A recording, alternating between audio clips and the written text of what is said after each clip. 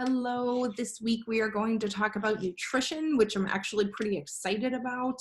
This is useful information that you can take with you through the rest of your life and isn't just relevant to biology class. So I think that makes it kind of extra cool. I actually don't really have any sort of reminders or anything for you at this time. We just had midterms. In case you didn't know, I know we didn't make a big deal about it in this class. But I guess we didn't have a midterm exam this spring, so it's probably why I didn't think to bring it up, but we have just passed the midterm mark. So we're halfway there, and if you're struggling to function right now, I get it. I have so enjoyed, your responses to your journals. In case you haven't seen, I've been writing comments back to you on all of those. But overall, I'm just, glad to know that you're all doing, relatively well and you're hanging in there and you're doing okay. I know it kind of sucks right now, but this is all temporary. We're going to get through this and we're halfway done. We're halfway done. And then we move towards a, hopefully semi-normal summer, a maybe more physically distant summer, but maybe a mostly normal summer all the same.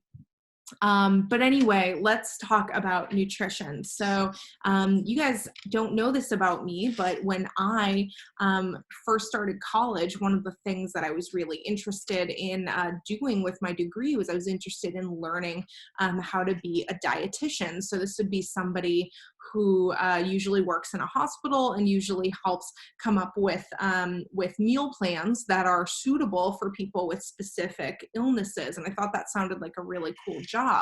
And the reason I became a teacher and a scientist instead is because I learned in my first nutrition class that much of the science behind this is really poorly understood. It's not well-researched stuff. And so a lot of the information out there that we sort of accept as fact and that we perpetuate as common guidelines is actually either, outdated, research that, hasn't been really checked in a while, so maybe isn't still accurate. Or it was just never really good data to begin with that we're basing these conclusions off of.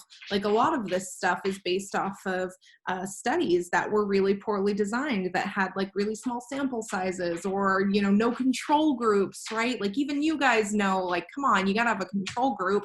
So anyway, we are gonna focus then on the stuff that we do know as biologically relevant, and give you some good sort of parameters for your nutritional decision making and hopefully help you understand a little bit more of at least the science that I feel is valid enough to justify sharing with you as your teacher. Okay, so nutrition is the study of food, right? And that's awesome. Everybody loves food. We love that. And food, if we, get down into its constituents, is made up of molecules. And those molecules are going to be carbohydrates, lipids, and proteins. I mean, really like the same stuff everything is made out of, but this is food, right? And we've talked about all of these molecules before in different contexts. Ultimately, the goal of food, the reason we eat, is because we are heterotrophs. We are incapable of photosynthesizing, meaning we are incapable of taking, photo energy from the sun. We're incapable of taking sunlight and converting that into glucose. And so instead, what we have to do is we need to get we need to get like carbohydrates, lipids, proteins from other organisms, consume them, and then either convert them into glucose if it's a carbohydrate, or we need to extract the useful pieces of the molecule if it's a lipid or a protein, and then convert whatever remains of the molecule to glucose so that we can get energy out of it. And so it's not just carbohydrates, lipids, and proteins that we need, though. We also need things like vitamins and minerals, right? We probably knew this going into it. You've all heard, like, you gotta eat your vegetables because they have vitamins. They're good for you. But what vitamins and minerals are, we'll touch more on this later, are essentially the helper molecules. So we've got these carbohydrates, lipids, and proteins whose job it is really to essentially give us energy or give us molecular components to build things that we need. But then the vitamins and the minerals exist to sort of facilitate those chemical reactions. It's not exactly an enzyme, but it's rather something called a cofactor very often. Sometimes these function as enzymes, certainly, but more often they function as cofactors, which are like helper molecules. And we'll touch more on this in just a moment here. Okay, so what are the basics? So the basics of nutrition are that we have calories and macronutrients, right? We also have micronutrients, which we'll talk about soon. But we've got calories and we've got macronutrients. And calories are a unit of energy. It is the number that we have assigned to the amount of energy that is contained within a given food source. And so what I mean by that is, so how we actually define a calorie scientifically and through chemistry is we say that the calorie that we are talking about when we talk about food and nutrition is actually the kilocalorie, or the kcal. And so the kcal is defined as the amount of heat energy that is required to raise the temperature of 1 kilogram of water by 1 degree Celsius. So that sounds pretty specific. And this is a thing that you are going to learn all about if you take chemistry next year. This is part of a field of chemistry called thermochemistry, and more specifically calorimetry. It's a pretty interesting field of analysis that has to do with combustion and heat. I won't go into the specifics of it because there's kind of a lot of pretext that you need to understand before we can get into that. But I assure you, if you take chemistry next year, you will learn all about it in the winter time. So, well, unless they change their curriculum, I guess. But so that's our calories, right? So again, they're just the number that we assign for the amount of energy contained within a given food item. And so this is like if we took all the molecules, all the carbohydrates, the fats, the proteins, all the everything in there, and we said, how much energy can this produce? That is the number of calories. So I understand if that sounds a little bit confusing. Feel free to hop onto conference and maybe I can try out explaining it some different ways. But I would caution you maybe against looking at external resources on this, because a lot of them are going to get really deep into this field of calorimetry, which is a little bit above where we're at now in terms of not having the chemistry knowledge to make really heads or tails of that. So macronutrients, so I keep talking about, fats, carbohydrates, proteins, that is a macro, those are your macronutrients. And so they all have specific amounts of calories per gram of that molecule. So for example, if I have a gram of fat molecules, then per gram, there are about 9 kilocalories of energy in that gram of fats. For carbohydrates and proteins, per gram of carbohydrate or protein, I can get about 4 kilocalories of energy from that. And then there's this other category too, alcohols. And so this isn't necessarily like the stuff, that people drink. This isn't like what's in beer or wine or anything like that. It is. I mean, it definitely is. But this also includes a certain type of carbohydrate that contains extra oxygen atoms, and so therefore is metabolized and broken down differently. And so when we have 1 gram of alcohol, whether it's the modified carbohydrate that I just mentioned, or whether it's the stuff that you drink, we have that will yield about 7 kilocalories of energy per gram of that. So we can see there is like a big difference, and this is really how calories are calculated for an item of food, right? Like it gets pretty easy if we've got something like butter, right? Like we know that is pretty much all fats, so that we can say for every gram of butter, we've got 9 kilocalories, right? Maybe that's not entirely accurate. There are proteins and carbohydrates in there too. But if we were, maybe let's use oil then. Butter is maybe a little bit of a complicated example because it's a dairy, which comes from milk, which has carbohydrates. So maybe like oils instead, like straight up. A gram of an oil might have 9 kilocalories per gram. And so, the way that they figure out how many grams of each macronutrient are in each item of food is actually through, again, this field of calorimetry. And it's kind of wild. Without getting too much into the science of it, essentially what they do, and what you'll do when you learn about this science and you start doing labs on it, is they burn this sample of the food. They have to like literally incinerate it. And then there's a measurement of temperature that correlates to the amount of energy that is put off by the combustion of this sample. It's pretty wild. And so, in addition to our calories and our macronutrients, we've also got this concept of essential nutrients. And so anything that is essential is something that cannot be made inside the body. So we cannot make our own molecules of this stuff. So these would be things like certain fatty acids. Linoleic acid is one that's really, really important for the synthesis of phospholipids, which make up our cell membranes.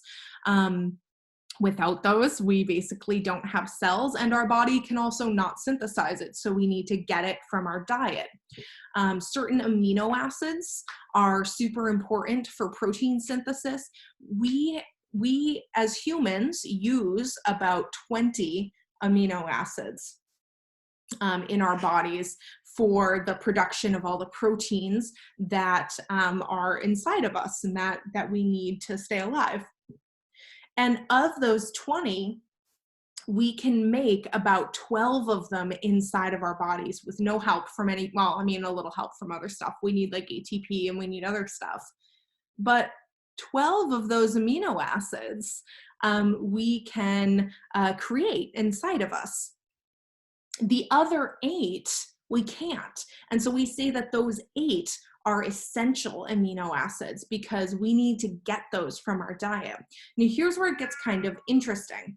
So if we're missing just one amino acid in our diet, if we're like really deficient on one amino acid, then this can impair our protein synthesis. This can really mess up our process of translation. And so because, if we can't make a protein, if we can't make an amino acid, how are we going to tack it on if the mRNA is telling us to add this amino acid to the protein chain?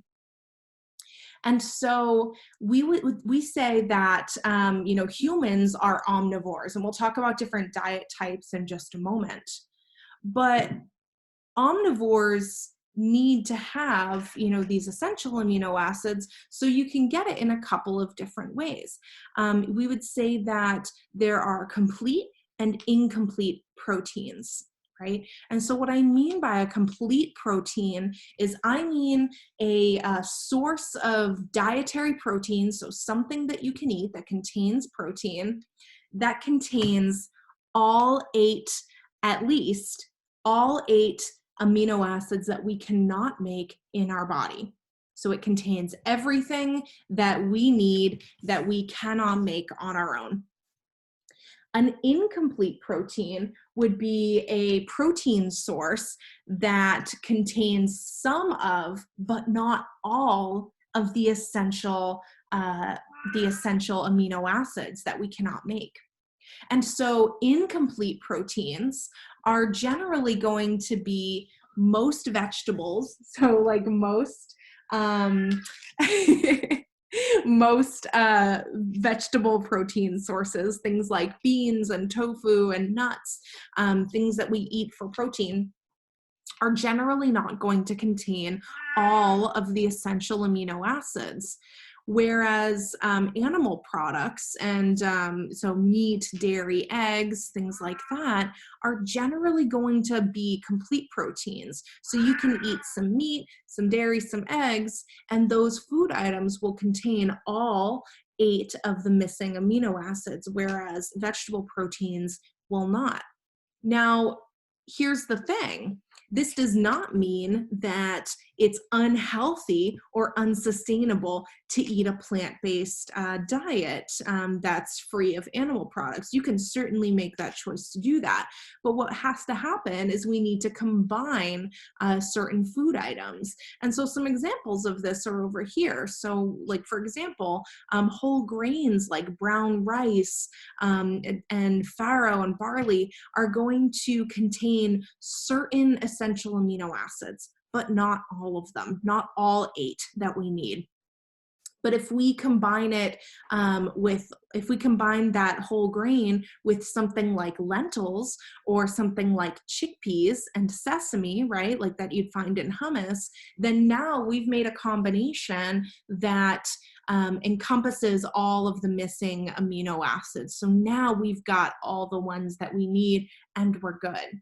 And so all of this to say that even though vegetable sources of protein, for the most part, there are a couple exceptions, but for the most part, are incomplete sources of protein, by having a balanced diet, it is still absolutely possible and healthy to abstain from meat and animal products if that's a choice you want to make.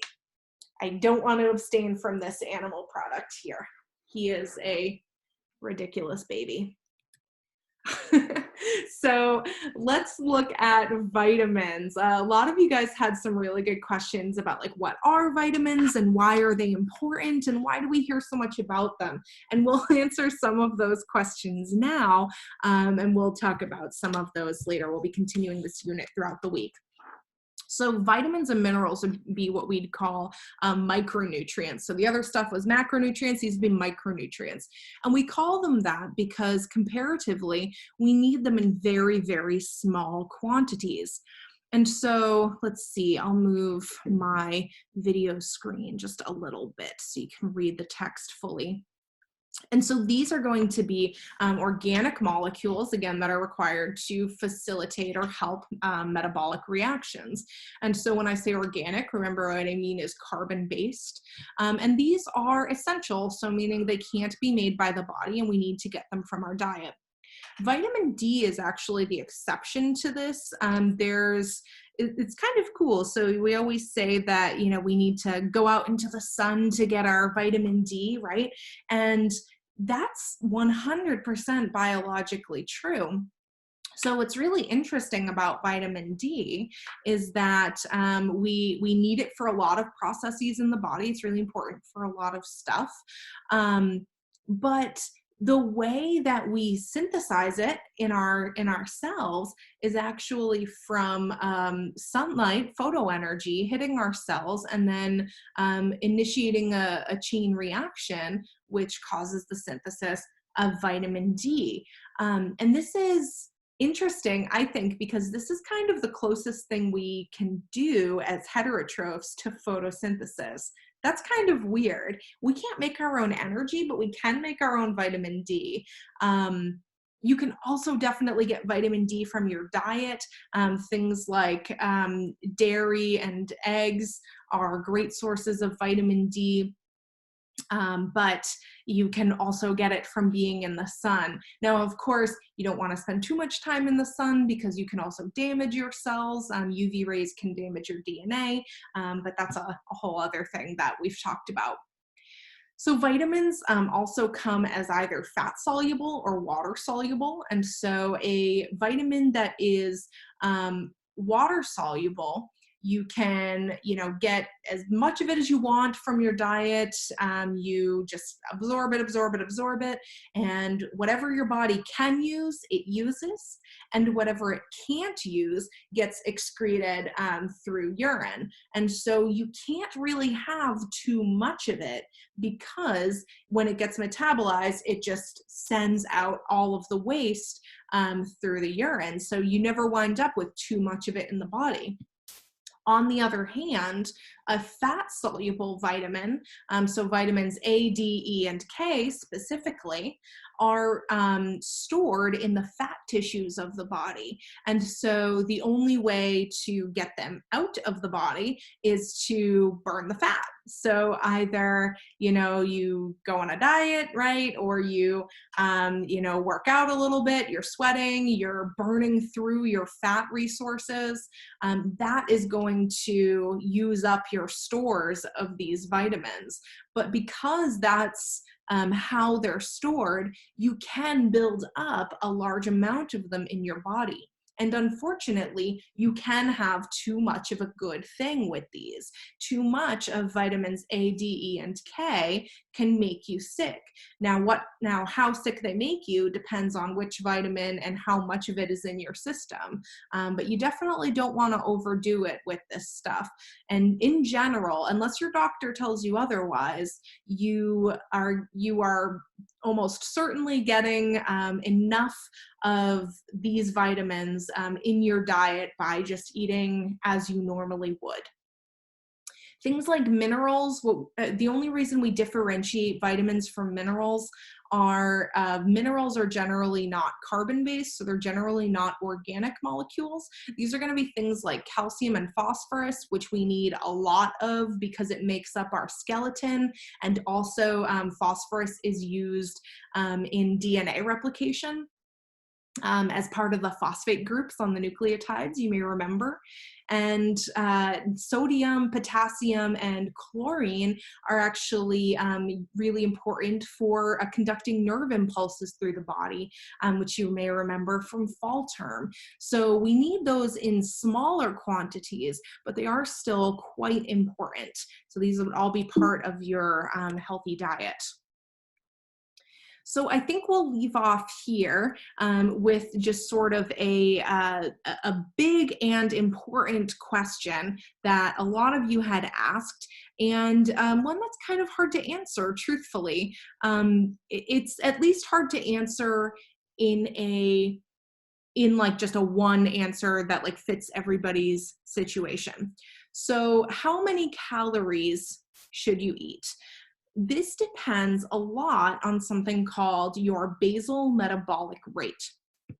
So your metabolic rate is going to be how many calories you're burning while you're just going about your day, living your life. Like you existing, how many calories does that burn?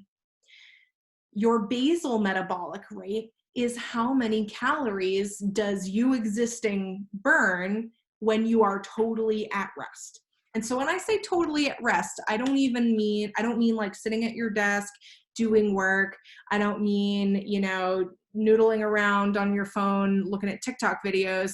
What I do mean though is like you laying down, literally eyes shut, not doing anything. The only thing you know is your name and breathing. And that is your metabolic rate, just how many calories it costs to keep your bodily functions going when you are totally at rest. And this varies from person to person, but in general, for adults, that is, and keep in mind that adults will use less energy than a teenager would. We'll talk about that next time. But an adult XX person would use anywhere between 1,300 and 1,500 calories a day just to keep their like baseline functions going, like your nerves impulsing, your brain working, your heart beating, your lungs breathing. All of those things cost about 1,300 to 1,500 calories, kcals per day for the average XX adult. For the average XY adult, this is actually a little bit higher, and we'll talk more about that next time, why there's a difference here. But for the average XY adult, it takes about 1,600 to 1,800 kilocalories to just exist. And so these are the minimum amount of calories that you need to take in, because this is the minimum amount of energy that it takes to just keep your body functioning. So anything extra, if you don't use it, so if you're not skateboarding or skiing or doing work and thinking really hard or taking your dog for a walk or going for a run, if you're not using the extra calories that get put into your body, that energy doesn't just disappear. It doesn't just go off to enter the energy cycle again.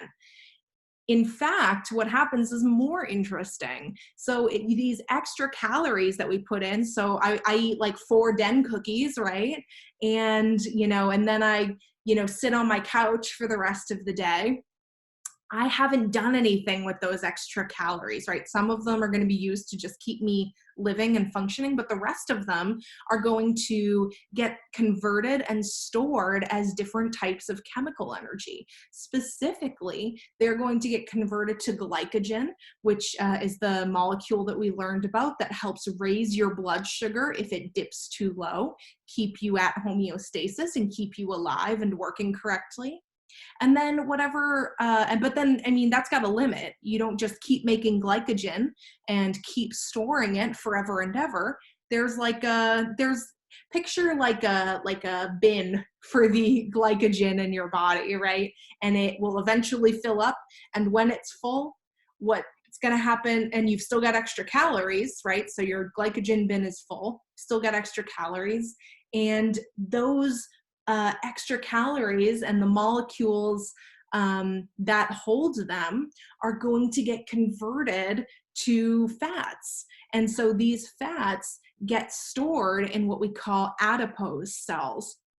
And this is the stuff that makes us jiggly and wider, and that, we might not like so much sometimes, but it is very important actually for our survival. This is actually an evolutionary mechanism that we've evolved, most people think, because, or as a means to avoid starvation in times when food may have been scarce for our ancestors. And so, I said that you have a glycogen bin, right, in your body. And that bin stores about 24 hours worth of glycogen. So you've got enough to keep you going with no additional calorie intake for about 24 hours. But your fat stores are much more useful, because your fat stores have enough stored energy in them to sustain you for up to several weeks. So you can imagine how in way back times, when food may have been scarce, we've been chasing woolly mammoths for days, but they're just outrunning us, or maybe it's winter and we haven't invented agriculture yet. We gotta survive the winter. So calling on those fat stores is going to be a really useful and prudent mechanism for survival. So we've got a little bit more to go, but I think that we actually went a little bit longer than I had meant to with that particular bit. I think I just got a little excited about that. So keep the nutrition questions coming. Go ahead and submit those either to the Q&A discussion board on Canvas, or you can shoot me an email also. That would be fine. And I will see you on Thursday with another video, but I hope to also see you Tuesday or Wednesday for either of our remaining conferences this week. And I will talk to you soon. Have a good day.